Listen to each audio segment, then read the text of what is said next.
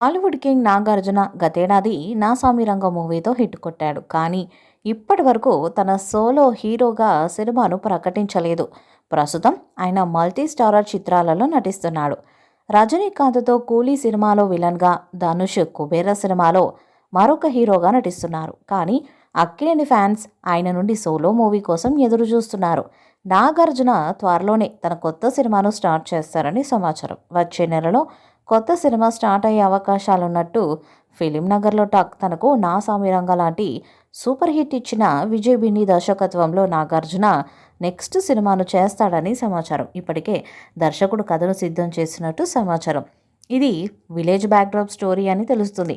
1980 నేపథ్యంలో విలేజ్ బ్యాక్డ్రాప్లో జరిగే mass story అని తెలుస్తుంది. ఈ కథ నచ్చడంతో నాగార్జున స్వయంగా నిర్మించడానికి సిద్ధమయ్యారట. వచ్చే నెలలో ఈ చిత్రాన్ని ప్రకటించే అవకాశం ఉంది.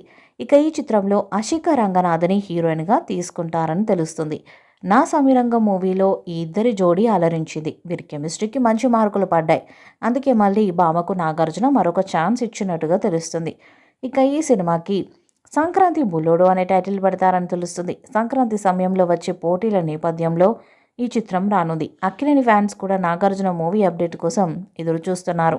మరి ఫిలిం నగర్లో వినిపిస్తున్నట్టు నాగార్జున తదుపరి ప్రాజెక్టుకు విజయ్ బిన్ని దర్శకత్వాన్ని చేస్తారా లేదా అన్నది ఆసక్తిగా మారింది. ఈ వీడియోపై మీ అభిప్రాయాన్ని కామెంట్ బాక్స్లో తెలియజేయండి. ఈ వీడియో మీకు నచ్చితే లైక్ చేయండి, షేర్ చేయండి, కామెంట్ చేయండి. మరిన్ని అప్డేట్స్ కోసం మన ఛానల్ సబ్స్క్రైబ్ చేయండి. అలాగే పక్కనే ఉన్న గంట సింబల్ని గట్టిగా కొట్టండి.